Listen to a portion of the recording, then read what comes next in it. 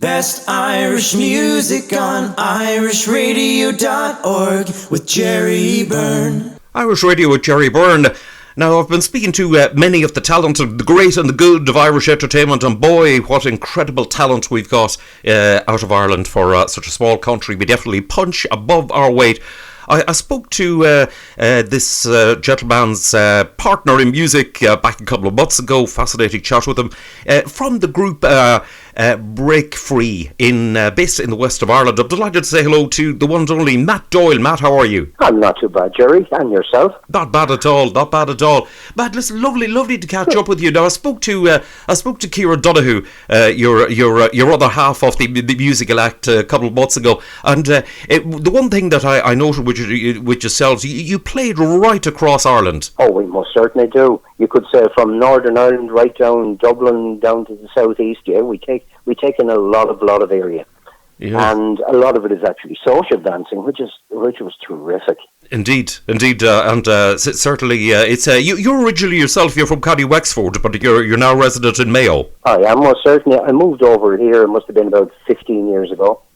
And I was listening to the radio, Midwest Radio over here, and Kieran actually put on an advert looking for a keyboard player about 7-8 years ago. So I just answered, and it just happened from there. Kieran called to the house, and from there on in, we started the Break Free band, and we've been going from strength to strength until, of course, the COVID hit in. But we were doing very, very well, actually. Indeed so. Now listen, you've been playing music for a long time. Wow, yeah. I think, well, you see, my first show I was about 14, and believe it or believe it not, I was vocally trained by a lady called Veronica Dunn, and I actually used to do leads in shows throughout the southeast of Ireland and actually over in the UK as well, musicals. So really, my genre of music when I started out was actually in musicals. And I actually, would you believe it or not, I played the Albert Hall at one stage because the Emerald Show Band was doing a return performance, and I knew one of them, and they asked me would I sing in the Albert Hall, and I have to say that was some experience as well. well, believe it. Well done on all of that.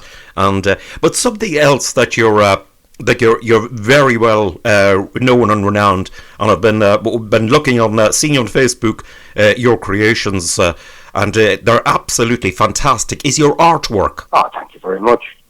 Yeah, I did art from the time I was a child. You could say it was just something. It was the talent I had, and it just when I was the age of about 25, I decided to specialise in portraiture and do portraits. And I actually decided to do a big exhibition, but I said, what should I do? I do a big charity exhibition, but I said I need to get a few celebrities in. So I actually got the likes of Don Baker, if you know Don. And Don said, I'll tell you what we should do, maybe do a portrait of me and I'd sign it. And it went from strength to strength. I did Don Baker. Brendan Gleeson, the actor, signed a portrait for me. Shane McGowan, Christy Moore, Mary Black, the Core Sisters, and many more. And the proceeds of that went to the Children's Hospital in Dublin. But that's what got me really into the celebrity portraits. And the one I was really sorry about, I remember John B. Keane, if you know John B. Keane, yes. The writer of The Field in Listowel. And I did a portrait of him, and he was going to sign it, but unfortunately, he passed away before I could actually get the portrait to him, and that's the one I always wanted. But you don't get everything you like in life, I tell you. But yeah, that's how it all started many years ago with the celebrities. Indeed, that's absolutely fantastic. I'll have to say, you know, it's uncanny the likeness. I mean, you've done all of the, so many. You've done Margot and Big Tom and Billy McFarland, President Higgins. Numerous others. I mean, absolutely fantastic. Fantastic. Barbara Ellis was another one. Well, that's right. Yeah. And the funny thing about it was actually, I must admit, I really enjoyed doing the Big Tom portrait because we went up to his house, Kieran and myself, and we were both, God, we were made to feel so welcome. Tom and Rose. And Tom McBride was delighted. Actually, as far as I know, it was the only original portrait he ever signed. But he never knew that this was for Michael Cummins. If you know Michael Cummins, he writes songs and Yes. he's fairly well up as a journalist. And Tom McBride was delighted that the portrait was actually going to him. So he has the original of that. And it was a year or two ago, a year or two ever since COVID. I did the one of Margot for 55 years in show business. So, yeah, funny enough, I'm into country music about 10 years now, or I said 15 years. And I've done a lot of the country stars, big country stars. And you know something, since I went into country music, it's just incredible how many friends you make and how many people get to know you. It's just lovely, actually. Indeed. Lovely bunch of people who are into it. Now, they, as regards you do, you know, when you actually do the portraits, are they done from like a picture of the person? Well, most of the time, yes, because a lot of, I could imagine years ago, yes, I had the likes of Christy Moore, but there are people that would actually sit for a portrait. But there's other people like Shane McGowan that, if you ask them to sit down many times, say, no, I'll give you a picture because this is too boring. So, most of the time it would be from photographs. And it would be from photographs that they would actually give you that they would like, to have the portrait done of. And, but so long as I said before, so long as the photographs are detailed enough, because the personality in every portrait I do is actually in the eyes, believe it or not. And that's the first thing I draw or paint, are the eyes. Because if the eyes are wrong, you might as well tear up the portrait, because every piece of personality is in the eyes. Right. And if you ever see a portrait or a photograph of someone, have a good look at their eyes and you'll realise what I mean. Yes. It's I'll have to say that they really are incredible, and they're so lifelike. It doesn't matter who you pick. A lot of the drawings you do in pencil. That's right. There's something special about black and white. I don't know what it is. Even when it comes to photography, black and white photography, there's something really, I find with a pencil, it picks up every single detail, every wrinkle, every blemish. Whereas sometimes if you're doing a painting, you can actually cover up a lot of stuff, but with a pencil, no, you can't. Certainly can't. But I love doing pencil portraits. Right, and you actually also do, people commission you to do various portraits as well. Oh, they do, which is terrific, because ever since the COVID and the music, it's lovely to be able to get the odd commission here and there to keep things ticking over, because I'm just hoping maybe the music will come back maybe the end of this year or the beginning of next year, and things just might start to go again with the social dancing and bits and pieces, because I used to love that. Indeed.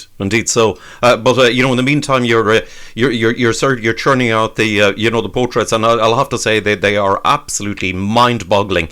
What you do and the detail of them, and it truly is fascinating. And it's fascinating to actually see the work when you do the various artists, like so many of them. Brendan Shine's another one you've done, and it's absolutely incredible. Well, thank you very much. It's very nice to get a feedback like that. Thank you. Indeed. Listen, tell me this: if anybody would like to contact you, they can get you on Facebook. Or they can get me on Facebook, because if they just look Matt Doyle artist, they will get me there on Facebook. No problem whatsoever.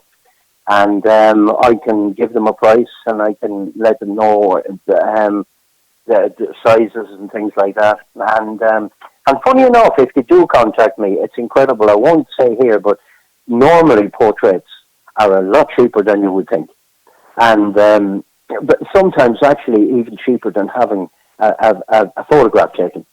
No, it's hard to believe that, but it's true. Wow. And the amount of work that goes into it. But it's a one-off original, something that someone would have for their lifetime and to be able to hand down to someone else as well, which I think is lovely.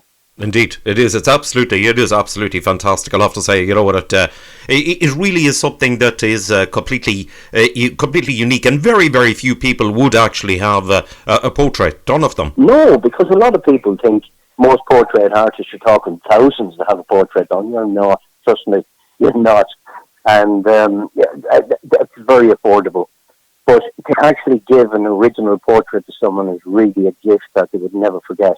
just something totally different to be able to hang on the wall, and then people after them will keep the portraits. And it's like, the old houses years ago with the big portraits that people did, and they're passed down through generations. But people will always look at them and say, "Oh yeah, I remember him," or to bring back a memory. Indeed, absolutely fantastic.